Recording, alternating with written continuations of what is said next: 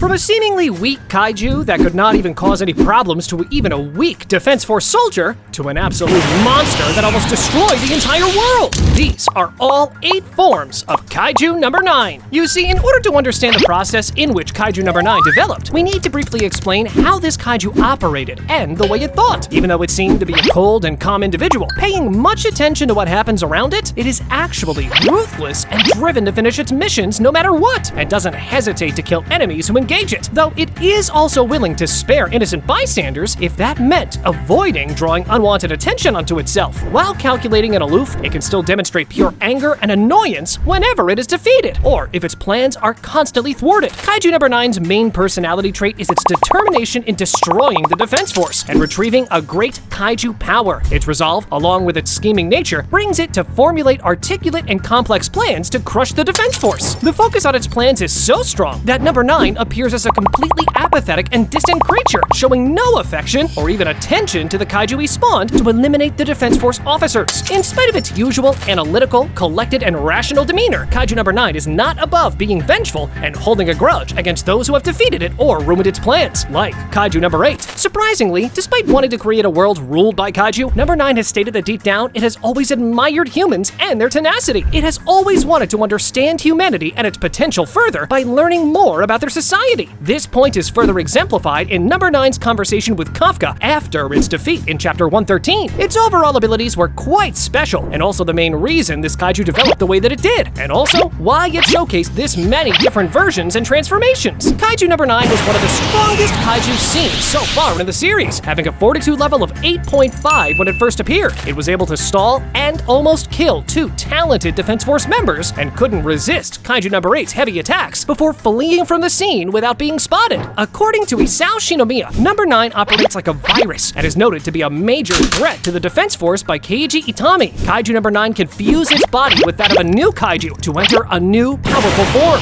This power allows it to fuse both with simple Yoju monsters like what we'll see in a bit with the ant types, and even powerful Dai Kaiju like Kaiju No. 2, even if the latter was turned into a weapon. It was soon revealed that Kaiju No. 9 is an amalgamation of numerous kaiju and humans that were consumed and fused, having full access to their abilities. Having covered this, let's now get to the exciting part of the video and the different forms Kaiju No. 9 displayed, starting off with his human disguise. You see, Kaiju No. 9's human disguise form worked by reshaping his body to perfectly match a real person. Unlike what most people think, Kaiju No. 9 primarily absorbs and assimilates other beings, rather than simply taking over or replicating their bodies. It can consume both kaiju and humans, gaining their abilities and mimicking their appearances. In this case, he copied Takamichi Hotoka, a worker at Monster Sweeper Inc. He didn't just look similar, he matched Hotoka's height, build, voice, and even small habits closely enough that people who saw him every day didn't suspect a thing.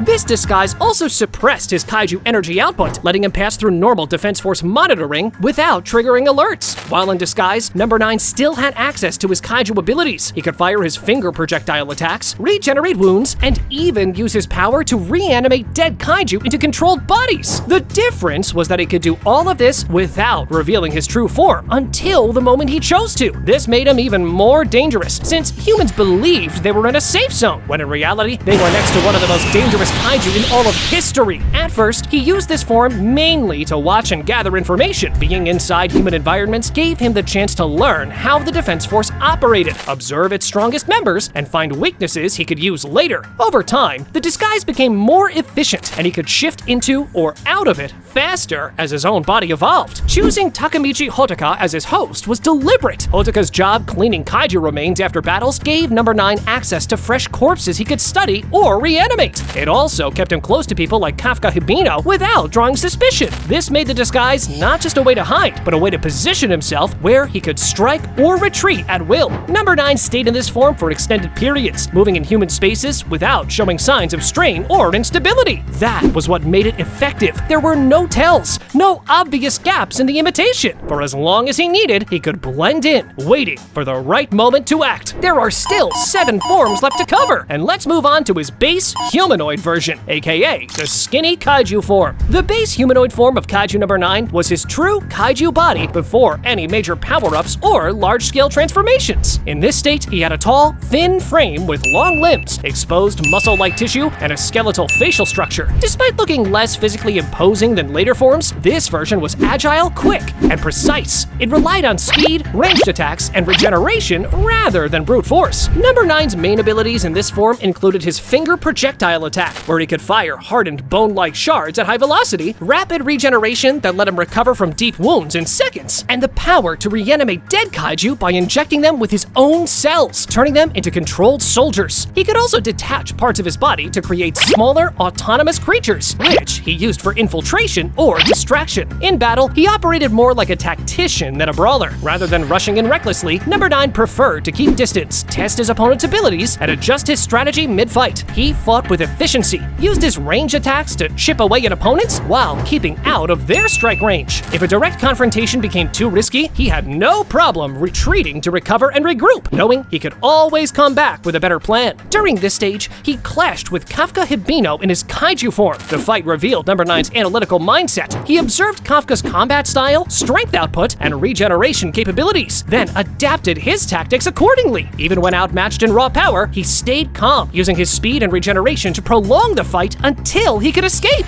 This version of Number 9 wasn't about overwhelming force. It was more about early steps, growth, adaptation, and learning how to survive and become both stronger and wiser. Every encounter was a chance to gather data on both his enemies and the Defense Force's weaponry. The information he collected in this form directly influenced his later evolutions, making him stronger and more prepared for the large-scale battles to come. This was only the second form, and the third one was the most surprising. Beta and Gamma forms fused with Ant-type kaijus. In this form, Kaiju Number 9 fused his Beta and Gamma bodies with the remains of a massive Ant-type kaiju. Beta and Gamma were already extensions of himself, independent bodies created from his own cells that could operate at a distance while still connected to his mind. By merging them with the Ant kaiju's remains, he enhanced their size, durability, and offensive power. The fusion gave them hardened exoskeletal armor, large serrated claws, and improved mobility for both close quarters and burrowing combat. This transformation turned the two into heavy assault units. The Ant kaiju's chitin made them resistant to conventional Defense Force weapons, and the added muscle mass allowed them to overpower opponents with brute strength, something Beta and Gamma alone were not originally built for. Their sharp claws could tear through armored targets, and their reinforced bodies made them far harder to destroy in one hit. Number 9 used this fused form as a way to overwhelm the battlefield through numbers and coordination. Beta and Gamma worked together, flanking enemies, cutting off escape routes, and forcing opponents into tight spaces where their sheer size and strength became overwhelming. Their durability meant they could take sustained fire while still advancing, creating openings for Number 9's main body to attack from another direction. But more about the main body in a little bit. The most notable engagement with this form was against Kikoru Shinomiya and the Defense Force during a large-scale operation. The fusion's strength and resilience forced the Defense Force to commit heavy firepower to take them down, buying Number 9 valuable time to operate elsewhere. Even when one was heavily damaged, the regenerative properties of Number 9's cells allowed partial recovery mid-battle. This form showed how adaptable Number 9's combat approach was. He didn't just rely on evolving his main body, he weaponized kaiju remains, merging them with his own creations to expand his presence on the battlefield. It was part of his broader strategy to fight on multiple fronts at once, divide enemy focus, and gather combat data from several points simultaneously. And having said that, we now need to speak about the Alpha Post-molt form. This form is significantly more muscular and quite bigger than the previous versions we saw, with the added difference that its skin is also darker. This form marked one of Kaiju Number 9's biggest physical leaps in power. After undergoing a molting process, his body shed its thinner, more skeletal frame and rebuilt itself into a heavily muscled, reinforced structure. The result was a kaiju with far greater speed, strength, and resilience than his earlier humanoid form. His limbs became thicker and more durable, his claws longer and sharper, and his overall mass increased,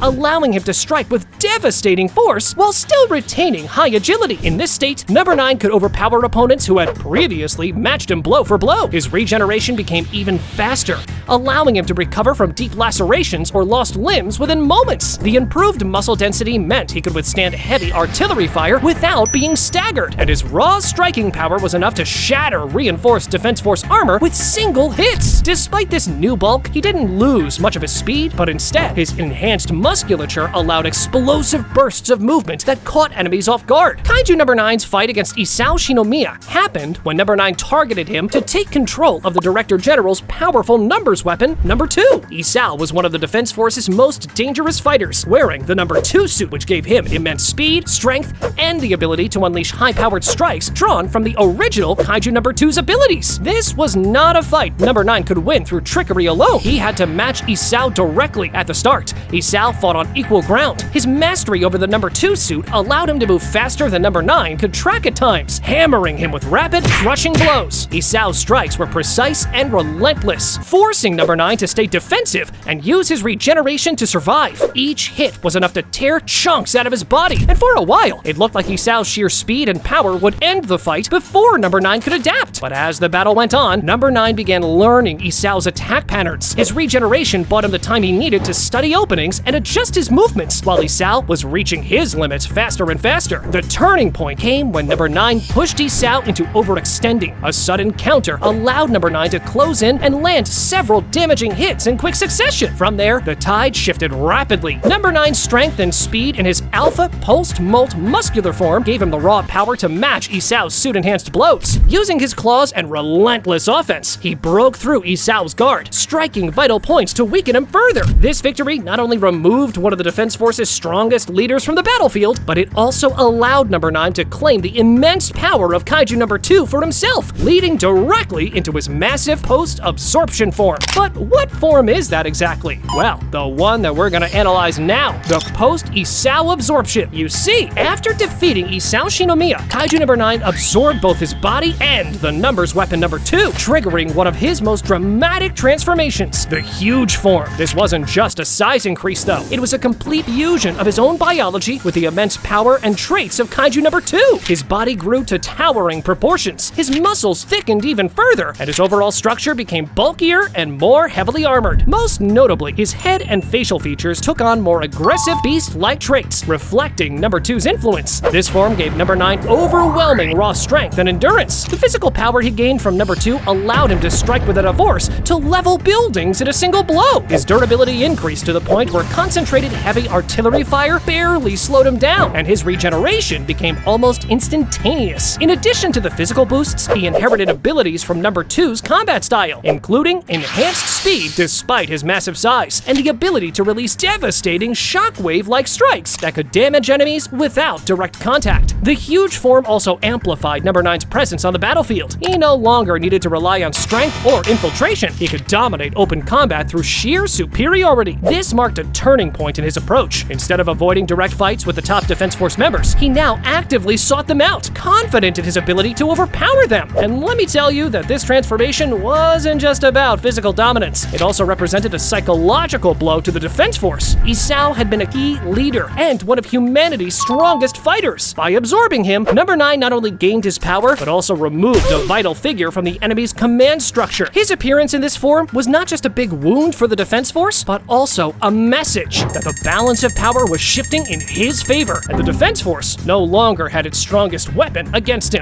Moving on to the next form, we have the Kaiju No. 2 fused version, aka with 2 heads. The Kaiju No. 2 fused form came after Kaiju No. 9 had fully absorbed Isao Shinomiya and adapted the abilities of Numbers Weapon No. 2 into his own biology. Unlike the huge form, which was mostly about raw size and brute force, this fusion took on a more refined and specialized structure. His body slimmed down slightly from the massive bulk, but he became far more efficient. Every muscle, joint, and organ rebuilt for high speed, high power combat. The most striking change was the addition of a second head, both operating in perfect synchronization. Each head had independent vision and processing ability, allowing No. 9 to track multiple opponents or incoming attacks at once. This eliminated blind spots and made coordinated assaults against him far less effective. The 2 heads also allowed for simultaneous offensive actions. One could target an enemy with precision energy-based strikes, while the other focused on close-range combat. Combined with his already fast reaction speed, this made him extremely difficult to overwhelm. The fusion with Kaiju No. 2's traits also gave him access to devastating ranged power. His strikes could generate destructive shockwaves capable of shattering defensive structures and throwing back even the strongest Defense Force soldiers. His physical strength remained immense, but now it was paired with sharper mobility ability, allowing him to close gaps instantly or reposition to avoid counterattacks. Kafka and Mina Ashiro engaged this version of Kaiju No. 9 in battle, but ultimately it was too strong for them. It resulted in both Kafka and Ashiro almost losing their lives in the process. Thankfully, Kafka at that point unlocked his own next power-up that allowed him to fight on equal ground with Kaiju No. 9. Next is Kaiju No. 9's final form, with 6 arms and multiple inside eyes. By chapters 114 and 115, Kaiju No. 9 had pushed his body into the most grotesque and combat-optimized form yet. The 6 arms and inside eyes transformation. His torso expanded and sprouted 3 pairs of arms, each with the same strength and precision as his primary set. These arms gave him complete control over every angle in close combat, letting him strike, block, and counter simultaneously. His skeletal frame became layered with dense muscle and armor like plating, making it nearly impossible to find an unprotected point. The most unsettling change came in his face and head. Alongside his normal eyes, new ones formed inside his mouth, allowing him to track movements even while his jaw was wide open in mid-attack. This meant his field of vision was almost impossible to compromise. Blinding or distracting him from one angle no longer worked. The constant movement of these eyes, paired with his unnatural body posture, made him unnerving to fight against. In this state, No. 9's speed and coordination reached a new level that overwhelmed even elite Defense Force fighters. His 6 arms worked in perfect rhythm, letting him chain high-speed attacks without pause. One set could hold an opponent in place, while another delivered crushing blows, and a third intercepted incoming attacks. Combined with his regeneration and Kaiju No. 2's raw power, he became a relentless wall of offense and defense. Strategically, this form was about total dominance in close-range combat. While previous versions of No. 9 balanced ranged attacks and mobility, this one thrived in direct engagement. He could trap opponents in a flurry of strikes, forcing them to block or dodge until exhaustion set in, at which point a single decisive hit would finish the fight. By this stage, No. 9 was no longer fighting simply to win. He was fighting to erase the Defense Force's strongest completely. Every evolution had brought him closer to that goal, but the 6 arms and inside eyes form was the one where his body, abilities, and mindset were all tuned toward pure extermination. But which form is next, you may ask? His original chibi version he started with. You see, once Kaiju No. 9 was defeated, we were shown his actual beginnings. This chibi real version of Kaiju No. 9 refers to his earliest known form, essentially the starting point of his existence before the humanoid body and advanced evolutions. In this stage, No. 9's appearance was small, almost underdeveloped compared to his later forms, a compact, less intimidating kaiju body with simpler features. Despite the size and seemingly harmless build, this was when his most important trait first appeared, his intelligence. From the beginning, No. 9 displayed a level of awareness and reasoning that set him apart from other kaiju. While most relied on instinct and raw destruction, he was already calculating, observing, and adapting. Even in this small form, he understood how to avoid detection, how to assess threats, and how to position himself for survival. His regeneration existed even then, though it was slower and less refined than in later forms, and he lacked the overwhelming physical power he would later develop. This stage is tied closely to his backstory. No. 9 was not a random mutation. He was part of a larger pattern of evolving kaiju, potentially connected to experiments or natural phenomena that allowed certain specimens to think, plan, and adapt over time. His early encounters with humans shaped his understanding of them, their weapons, their strategies, and their weaknesses. While he couldn't take them head-on yet, he stored every observation for future use. The chibi real version represents the seed of everything No. 9 would become. In this small, early body, he began the process that would define him, learning from every encounter, surviving where others would be destroyed, and constantly searching for ways to evolve. This mindset, born in his weakest stage, was what made his later transformations so dangerous. His strength grew, his body changed, but the calculating mind behind it all was there from the very start. Click on this video next, where I'm creating the strongest character that ever lived in the world of Kaiju No.